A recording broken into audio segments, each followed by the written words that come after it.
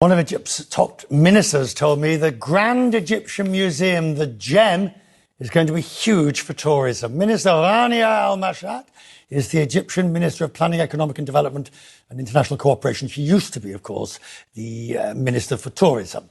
I sat down with her at the Global Perspectives, the CNN Global Perspectives Conference. She told me that the Grand Museum was worth a decades-long wait.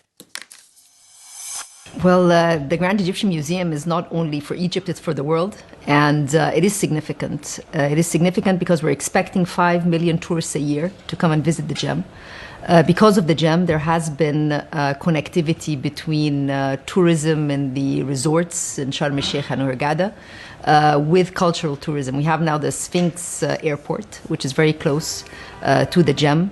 The GEM also is the only museum dedicated to one civilization, the full collection of Tutankhamun. So there are so many, if we're talking about an integrated development project, not just a tourism project, that would be the Grand Egyptian Museum. You see, I was interested because recently I was in Bilbao, where, of course, the Guggenheim is. Now, the difference there, of course, is the Guggenheim restructured and refocused the city. But that's not the same thing with Egypt. Egypt's a much more mature, developed tourism market.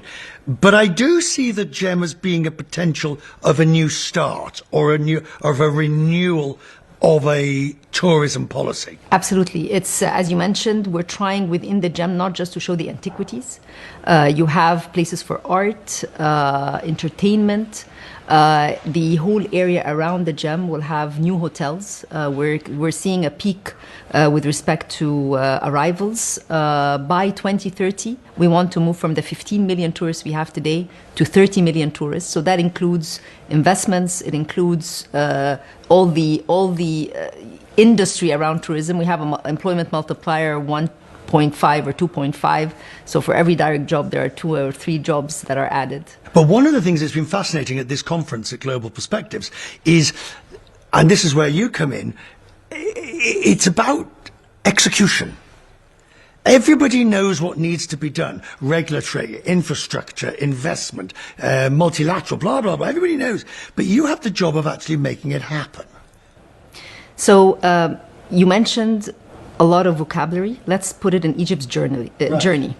Infrastructure. We spent so much on infrastructure over the past years, the GEM being one of them. So this is paving the way for the next stage, which is more exports, more ready, an economy ready for more investments in the renewable sector, in pharmaceuticals, in textiles, benefiting from the trade agreement that Egypt has with 70 countries, the market not just of Egypt but of Africa.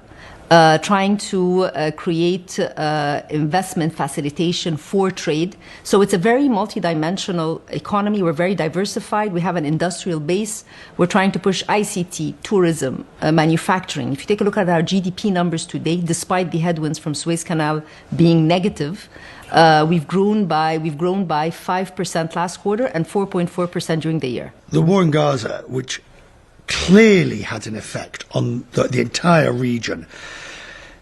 Now it is, at least for the moment, there is peace. How will Egypt take advantage of it? What do you now need to do on the back of that peace that returns you to some sort of normality? When we met last in Dubai, this was in February, and things were very much heightened.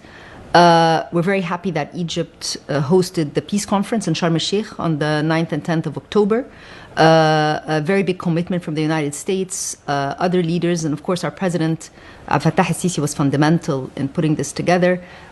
Peace comes back, 12% of international trade through Suez returns. This is lower costs for the world, lower costs for citizens everywhere. Inflation will come down for sure. But what we have learned over the past few years, despite the shocks, we create resilience. We create resilience through policies, through reforms, trying to create more policy predictability as well, and being very much on message.